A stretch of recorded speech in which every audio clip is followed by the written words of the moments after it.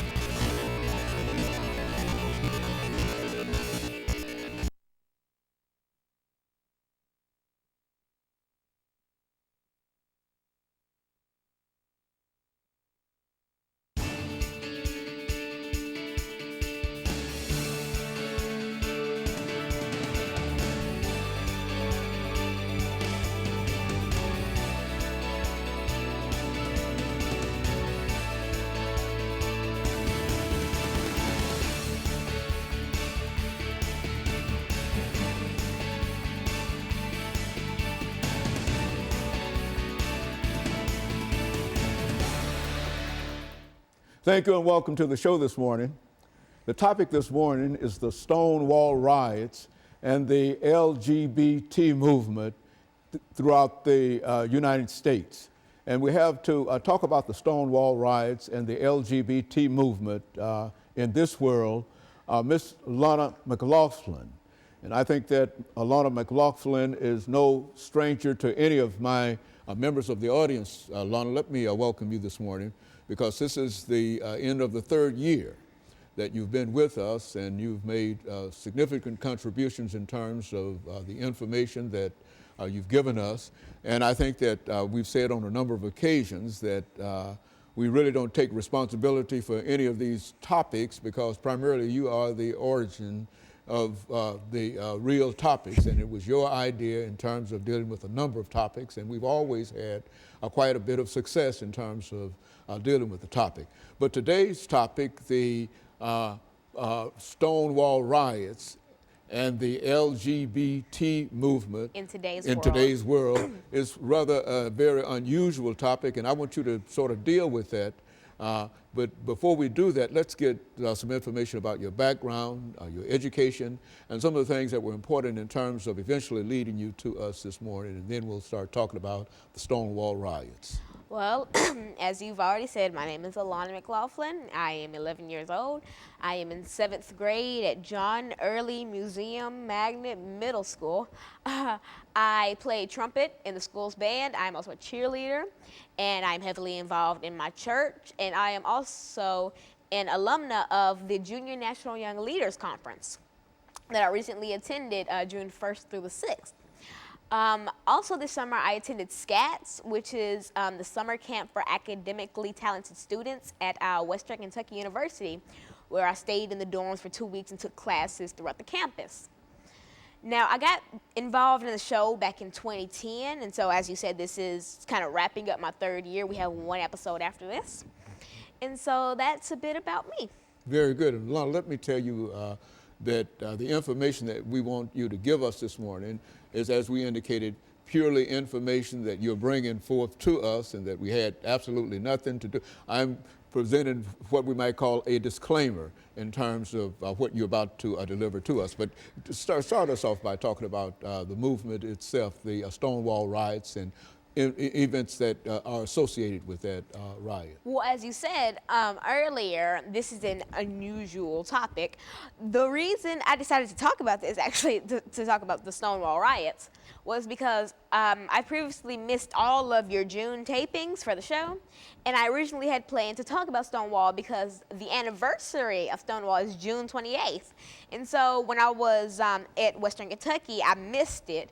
And so I was like, well, even though it's a little bit after the anniversary of it, I should still talk about it and get it out there, because not a lot of people know what really started the LGBT movement here in America. It started with these riots, this series of riots. And so basically the Stonewall riots were a series of spontaneous violent demonstrations by members of the gay community against a police raid that took place in the early morning hours of June 28th, 1969 at the Stonewall Inn in Greenwich Village, which is a neighborhood in New York City.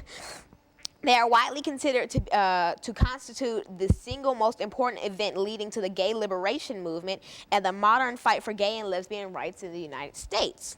Very few establishments welcome openly gay people in the 50s and 60s around that time. Those that did were often bars, although bar owners and managers were rarely gay. At the time, the Stonewall Inn was not a lot of people know this. At the time, the Stonewall Inn was owned by the American Mafia. It catered to an assortment of patrons and was known to be popular among the poorest and most marginalized people in the gay community. Drag queens, representatives of a newly self-aware transgender community, effeminate young men, male prostitutes, and homeless youth. Police raids on gay bars were routine in the 60s, but officers quickly lost control of the situation at the Stonewall Inn. They attracted a crowd that incited to riot. Go on. Well, and so basically, in me saying that, I'm giving a bit of background so I can talk about it more in the second topic of the show, well, the second segment. And so I wanted to give you a bit of background, and so I can give my commentary on how if this needs to be more out there and how more people need to know about this. Very good. And of course, Lana, what we'll do, we'll take this first commercial break, and then we'll come back and allow you to pick up with the information that you're given. And I think that the information that you're given is very instructive. And we'll be back with our audience following this very, very short commercial break.